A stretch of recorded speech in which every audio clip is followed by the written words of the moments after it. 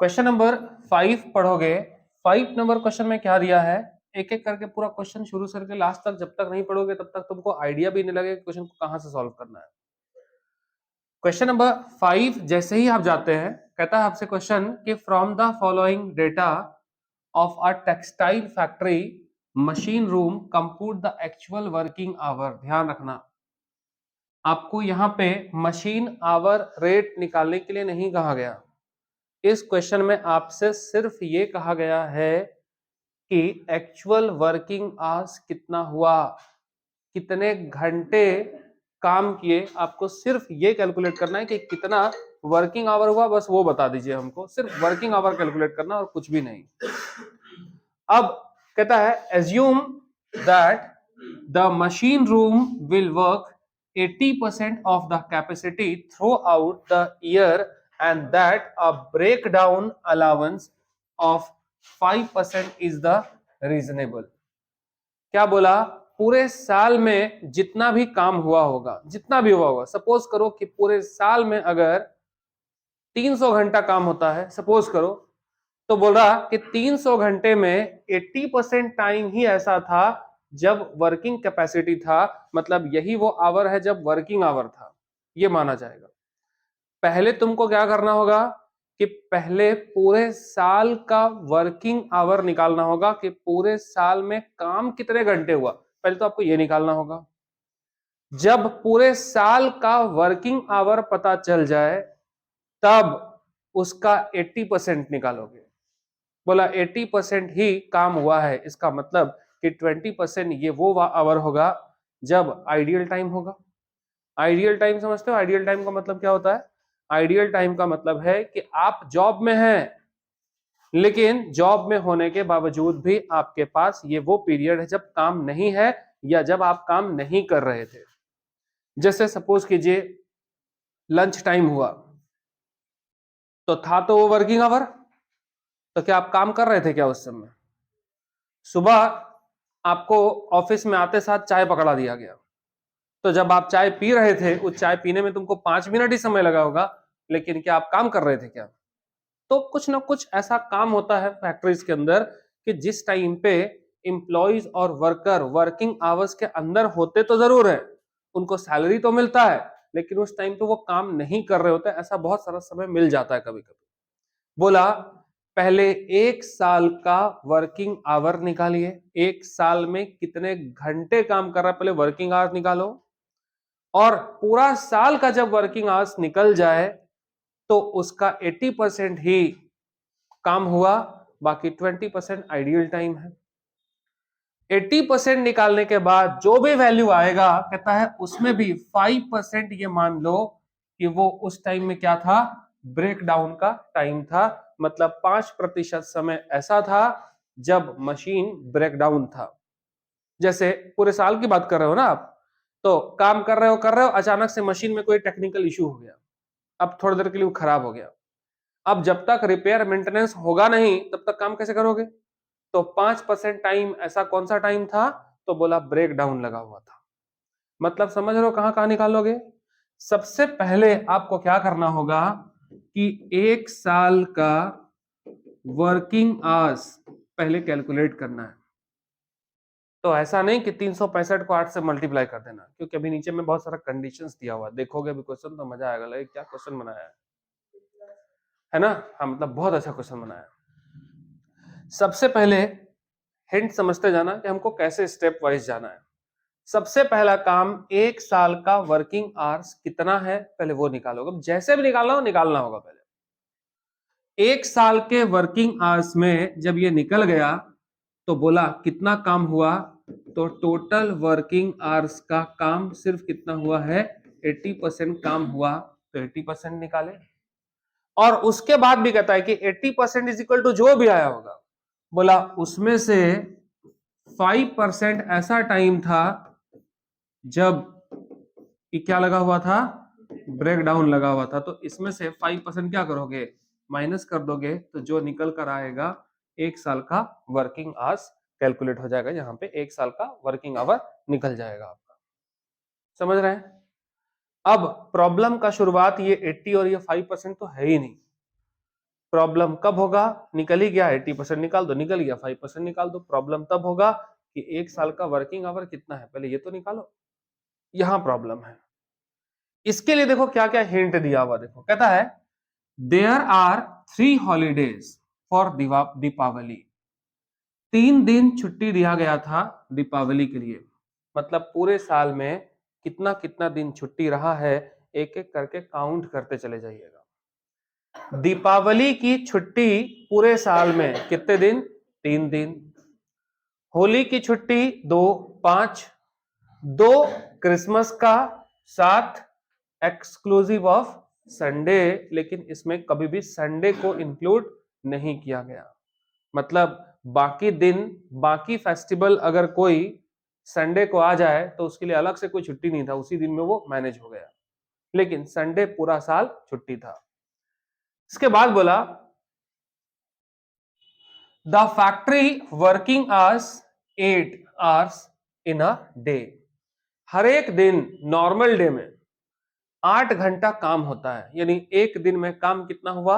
8 घंटे का है। और आगे दिया है लेकिन ये 8 घंटा काम कितने दिन चला? 5 दिन ही चलता है इन अ वीक। मतलब 5 दिन, मतलब क्या बोलना चाह रहा है? Monday to Friday. तो मंडे टू फ्राइडे काम होता है 8 घंटा, और उसके बाद कहता है कि 5 आवर्स ऑन सैटरडे, और संडे को तो तुमको छुट्टी ही मिलता है, ये तो पहले ही डिक्लेयर कर दिया। अब बोल रहा है कि मशीन आवर्स निकालिए कि काम कितने घंटे हुआ। बोला काम निकालिए कि कितने घंटे हुआ है टोटल। ठीक, क्वेश्चन समझ में आ गया? तो कैलकुलेशन ऑफ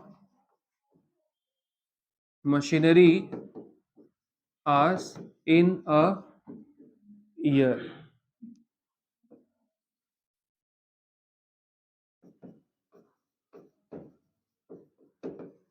वर्किंग आवर्स निकालना हमको, तो वर्किंग आवर्स निकालो। जनरली कोई भी साल हो, number of days in a year हम लिख सकते हैं किसी भी साल में, 2022, 23, 25, कुछ भी। एक साल कितने दिनों का होता है? तो हम किसी खास महीने की बात नहीं बोल रहे, leap year, non leap year, कोई भी हो। अब लीप ईयर हो या नॉन लीप ईयर हो, इन जनरल, है ना।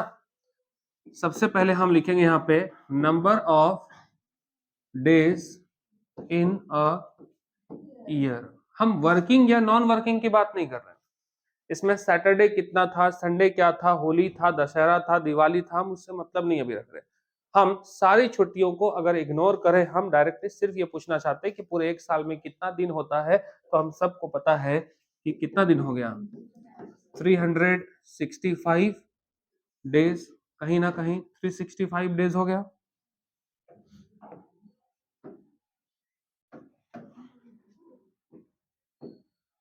थ्री 365 डेज में सबसे पहले उन छुट्टियों को माइनस करो जो हमारे क्वेश्चन में मेंशन था। हम उन छुट्टियों को सबसे पहले माइनस करेंगे। सैटरडे संडे अभी एक्सक्लूड रखिएगा, उसको अलग से लिखेंगे। फिर जो छुट्टी था, हॉलीडेज था, उसको काउंट कीजिएगा। हॉलीडे के नाम पर कौन कौन सा था? दीपावली की छुट्टी 3 डेज, और होली,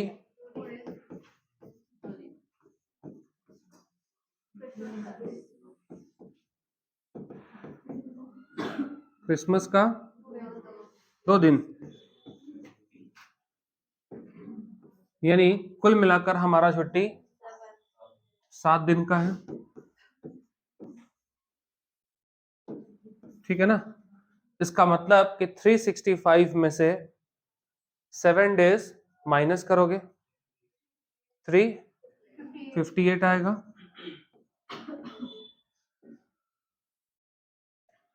एक्सक्लूडिंग सैटरडे और संडे दोनों को छोड़कर। क्या संडे के दिन कुछ भी काम हुआ था क्या? हाफ डे, ओवर टाइम, कुछ भी ऐसा?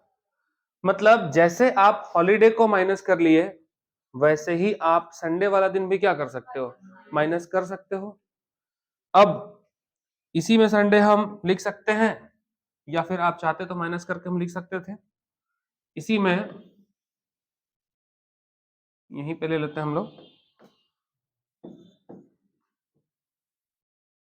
संडे की भी छुट्टी। एक साल में कितना सप्ताह? 52 वीक होता है। तो इन जनरल कभी ज्यादा कभी कम हो जाए वो बात की बात है, लेकिन इन जनरल जब कोई इंफॉर्मेशन नहीं है तो साल में अगर 52 सप्ताह होता है तो 52 संडे भी होगा। इसका मतलब कि संडे हम 52 डेज का ले सकते हैं। तो ये 52 और प्लस अभी कितना हो गया? 59 हो गया होगा। इसका मतलब कि 59 डेज आप माइनस करोगे। अब ओवरऑल माइनस करिए, कितना आ गया? 306 डेज। देखो ये जो 306 डेज था ना, इसका मतलब आप कह सकते हो कि 306 ऐसा दिन था जब फुल वर्किंग डे हुआ होगा। लेकिन इसमें सैटरडे इंक्लूड है कि नहीं है? और लेकिन हमको ये जरूर पता है कि सैटरडे को वर्किंग आवर कितना हुआ था? 5 घंटा काम हुआ था। तो हमको पहले क्या करना पड़ेगा? इसमें से सैटरडे वाला दिन क्या करना होगा? माइनस कर लेना होगा। क्यों क्यों माइनस किए हम लोग? क्योंकि पता है कि 306 दिन में सिर्फ अभी छुट्टी माइनस किया गया है, और ऐसी छुट्टी को माइनस किया गया जो पूरा दिन था। हॉलीडे इंक्लूड कर लिए, होली दिवाली सब कुछ, और संडे वाला दिन पूरा ऑफ था, उसको भी छुट्टी किए। यानी पूरे साल 365 दिन में अभी हम सिर्फ ऐसी छुट्टियों को माइनस किए जो पूरा वर्किंग डे पूरा फुल ऑफ था, फुल डे ऑफ, तो उसको माइनस किए, मतलब ये फुल डे ऑफ हो गया। अब हम लोगों को पता है कि जो 306 दिन है उसको हम दो ग्रुप में बांट लिए। 306 दिन में कुछ ऐसा वर्किंग डे है जो फुल डे वर्क हुआ है, और कुछ ऐसा डे है जब हाफ डे वर्क हुआ है। हाफ डे का मतलब पार्टली है, कहीं ना कहीं पार्सली है। फुल डे वर्क कितने दिन हुआ होगा? तो ऑब्वियसली 306 में से हम सैटरडे वाला माइनस कर लेंगे, तो माइनस होकर निकल जाएगा। यानी फुल वर्किंग डेज को देखोगे तो 306 में से माइनस कर दोगे क्या? सैटरडे कितना? 62, 52, तो 306 में 52 माइनस कीजिए 2। ऐसा चमत्कारी चीज कैसे हो गया?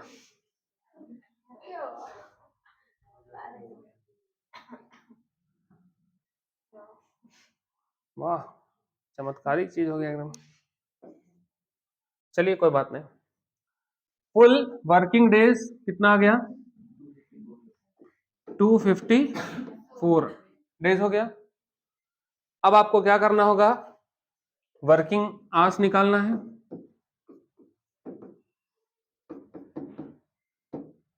तो 254 है ना डेज, काम कितने दिन हुआ था?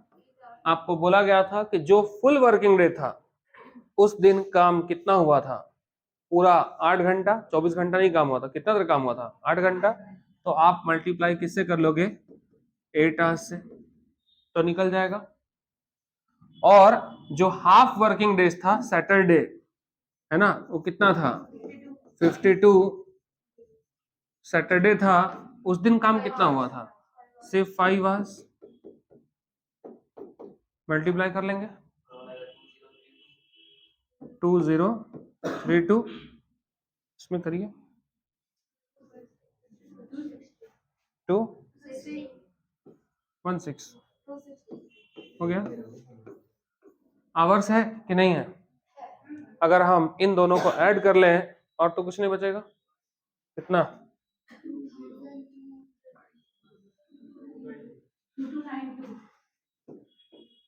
मतलब ये हम लोगों का क्या निकल जाएगा? वर्किंग आवर्स निकल जाएगा। किसका? पूरे साल का। अब आप में कहानी है। स्टार्टिंग में शुरू किए थे, क्या बोले थे अभी कि स्टार्टिंग में सबसे पहले हमको क्या करना है कि टोटल वर्किंग आवर्स निकालना है इन अ ईयर। तो ये हो गया हमारा क्या, total working hours in a year.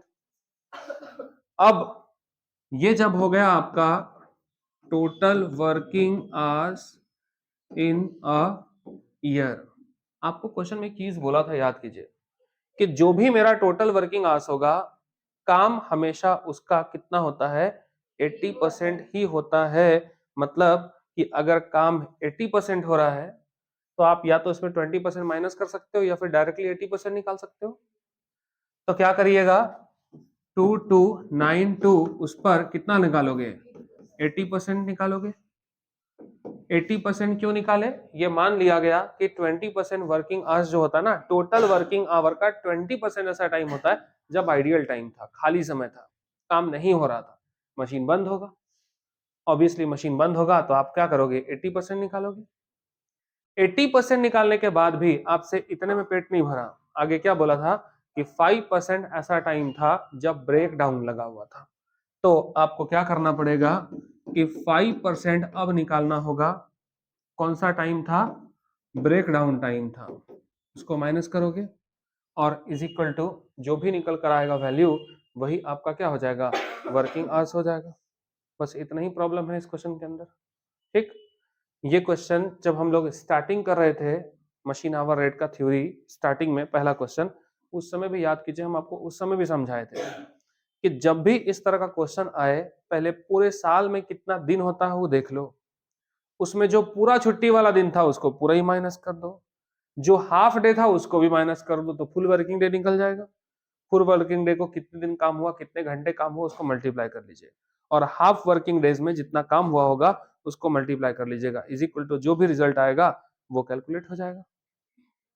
देखो, इससे ज्यादा और इस क्वेश्चन में कोई भी समस्या कहीं से भी आपको आने वाला नहीं है। 80% निकाल लीजिएगा, आ जाएगा, और जो वैल्यू यहां आएगा, जितना वर्किंग आवर आएगा उसका 5% निकालिए, गलती इसका 5% मत निकाल लीजिएगा, ठीक है। और इज इक्वल टू टोटल कर लेना दोनों को, जो भी होगा वो आपका आंसर हो जाएगा, वर्किंग आवर हो जाएगा। कोई बुक फॉलो करोगे तो उसमें 90% दिया हुआ है, कुछ बुक फॉलो करेंगे तो यहाँ पे 80% भी दिया है, तो जिसके बुक में जैसा लिखा है 80-90 आपको उसकी तरह चलना है, ठीक है। बस ये हो गया इस प्रॉब्लम का सॉल्यूशन। इसके बाद क्वेश्चन नंबर 5 के बाद क्वेश्चन नंबर 6, जरा देखिए क्वेश्चन नंबर 6 में क्या लिखा है। सबसे पहले कॉस्ट ऑफ मशीन दिया हुआ है और बनाए होंगे तो समझ में आएगा, नहीं तो फिर तकलीफ बढ़ने वाला है, बता दे पहले आपको, क्योंकि क्वेश्चन प्रैक्टिस का चीज है।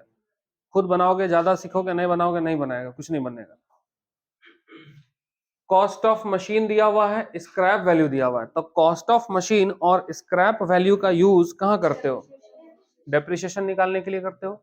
इसका मतलब इन दोनों का यूज कहां होगा, डेप्रिसिएशन निकालने में होगा। इसके बाद तो depreciation is equal to 12,550 minus 550। अब एस्टिमेटेड लाइफ डिवाइड करोगे, एस्टिमेटेड लाइफ जरा ढूंढो, देखो तो लिखा है इफेक्टिव वर्किंग लाइफ लिखा हुआ है। लाइफ कैसे दिया हुआ है, आवर्स में दिया हुआ है, तो अगर हम इसको 10,000 आवर्स से डिवाइड कर दें तो रिजल्ट डायरेक्टली किस में आ जाएगा, आवर्स में आ जाएगा। और डेप्रिसिएशन किस में लिखते हो, वेरिएबल में कि फिक्स चार्जेस में, तो इसको वेरिएबल चार्जेस के अंदर लिख दीजिएगा। तो एक तुम्हारा कॉस्ट ऑफ मशीन और स्क्रैप वैल्यू का प्रॉब्लम सॉल्व।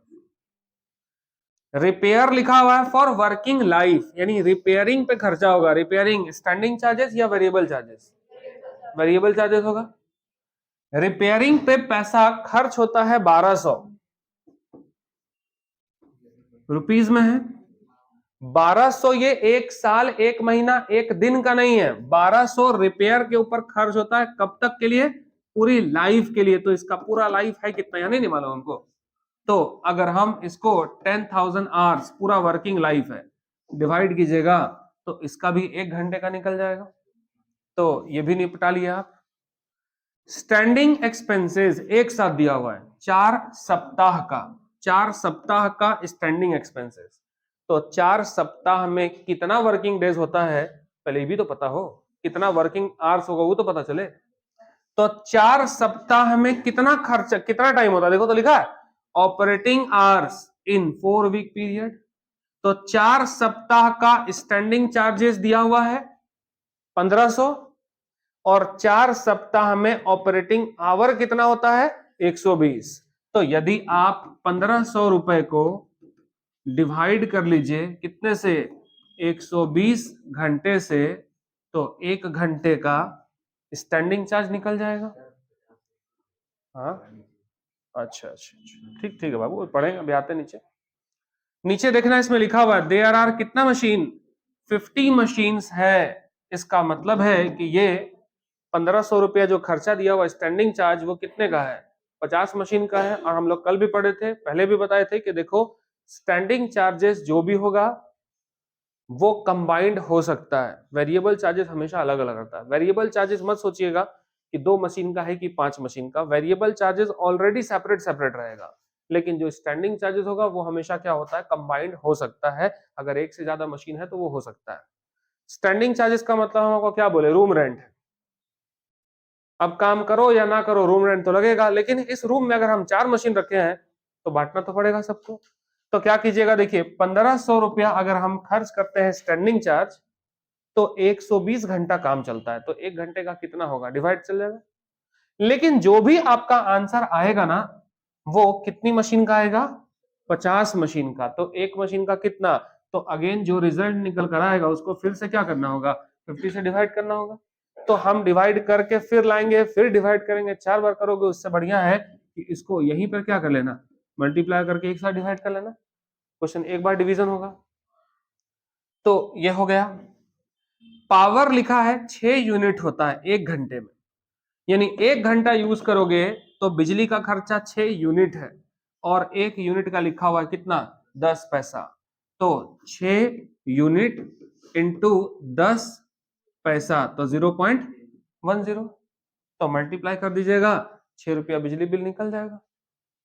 ठीक है, तो ये हम लोगों का हो गया काम। बाकी आप जानते हो स्टैंडिंग चार्जेस को पहले लिखेंगे, वेरिएबल चार्जेस को बाद में लिखोगे और इज इक्वल टू सब ऐड करेंगे तो मशीन आवर रेट हमको 1 घंटे का निकल ही जाएगा। इसके बाद क्वेश्चन देखो क्या है।